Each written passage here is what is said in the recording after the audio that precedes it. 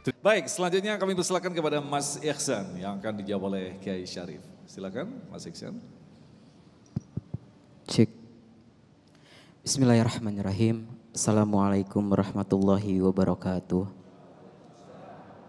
Perkenalkan saya Ihsan Fadlillah dari Ahwalus Syaksyah, mahasiswa Unisma Bekasi. Izin bertanya Kiai. Tujuan maksud syariah tentunya dalam Islam adalah untuk menciptakan kemaslahatan umat beragama yang ada di Indonesia. Dan Allah berfirman di dalam surat An-Nahl ayat 90, Innallaha ya'muru bil adli wal ihsan wa itaizil qurba wa yanha 'anil fahsya'i wal munkari wal baghi ya'izukum la'allakum tadhakkarun. Dalam ayat ini Allah memerintahkan manusia untuk bersikap adil dan baik.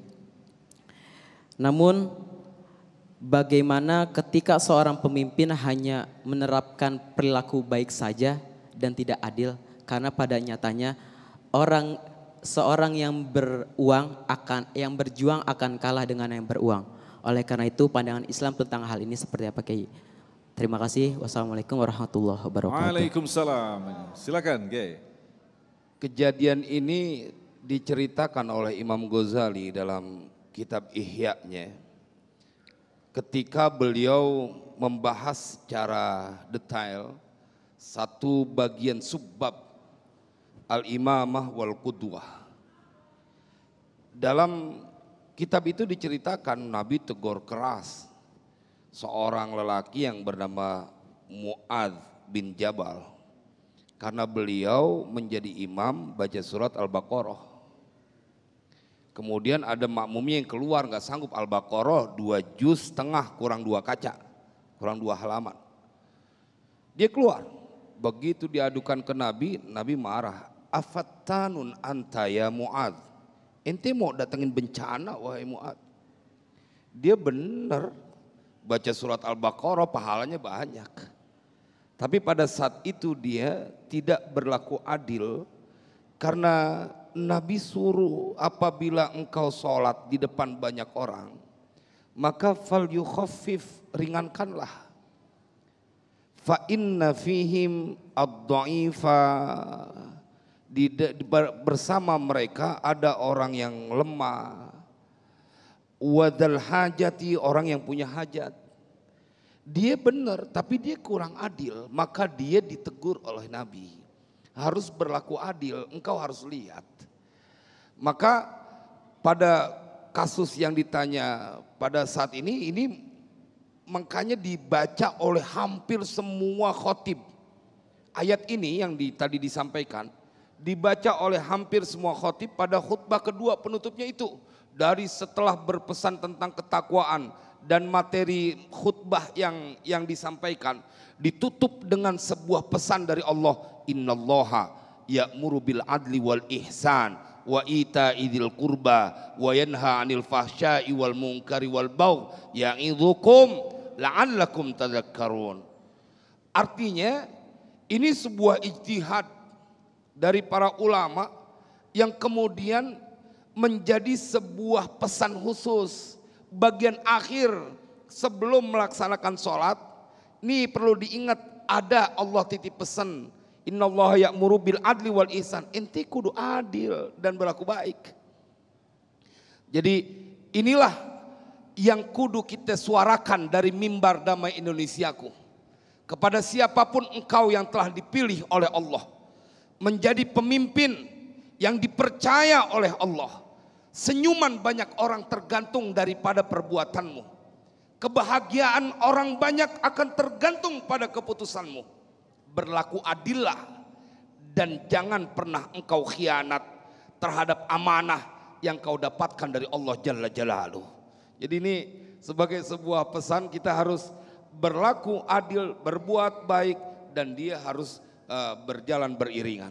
Adil dan ihsan begitu. Nah, kalau kita ketahui ketika hukum-hukum Allah diterapkan pada orang yang sifatnya sama begitu, homogen, bukan heterogen, akan begitu mudahnya. Tetapi dalam kondisi banyak perbedaan di sini. Akhirnya keadilan dan ihsan tadi banyak diwarnai kompromi-kompromi yang disebut dengan siyasah. Nah, artinya ini kan sulit untuk menetapkan adil seadil-adilnya, ihsan se-ihsan-ihsannya. Nah, ini agama memberikan rambu-rambu seperti apa?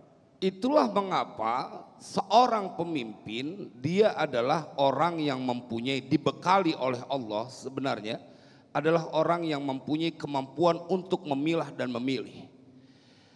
Maka siapa Nabi Muhammad SAW, beliau ditempa dengan pendidikan yang dari awal, dari nol.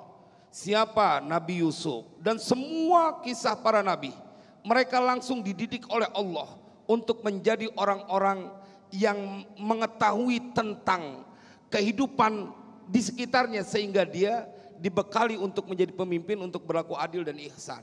Dan ini Mas Agung, yang kita khawatirkan adalah ketika keadilan hanya diterapkan kepada orang-orang tertentu, tetapi pada orang-orang yang mereka tidak punya kemampuan, mereka berlaku sewenang-wenang. Semoga negeri ini selalu mendapatkan bimbingan dari Allah. Semoga negeri ini terus ada terwujud keadilan sosial bagi seluruh rakyat Indonesia. Nah, kita kembali ke Ustadz Jumarunia tadi. Kalau kita berbicara tentang keadilan dan ihsan tadi, dalam kasus menetapkan keadilan di rumah tangga. Ketika terjadi kesalahan, orang tua pun juga harus mengkoreksi. Tetapi yang terjadi seringkali orang tua merasa memiliki otoritas tertinggi untuk menetapkan hukum di dalam rumah tangga. Lantas siapakah yang memberikan punishment kalau kita kembalikan masalah adil tadi?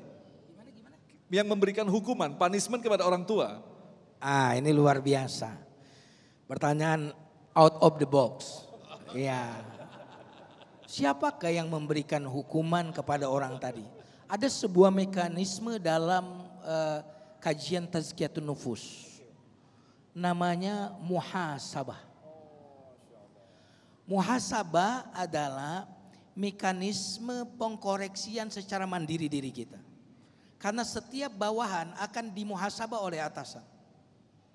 Betul gak? Anak dimuhasabah oleh ayah ibunya. Betul gak? Istri dimuhasabah oleh suami. Tapi siapa yang berani memuhasabah suami? Nah, karena itulah muhasabah itu bagian dari ilmu tazkiyatun nufus, karena itu harus dilakukan secara mandiri oleh kita. Dan dengarkan ini Mas Agung. Siapa yang tidak memuhasabah diri, menegur dirinya, maka dia akan ditegur oleh Allah. Menegur diri sendiri kosnya rendah, tapi jika Allah yang menegur kosnya mahal. Itu Mas. Luar biasa sekali. Insya Allah kita akan lanjutkan lagi untuk menjawab pertanyaan selanjutnya. Tetaplah bersama kami, Damai Indonesiaku.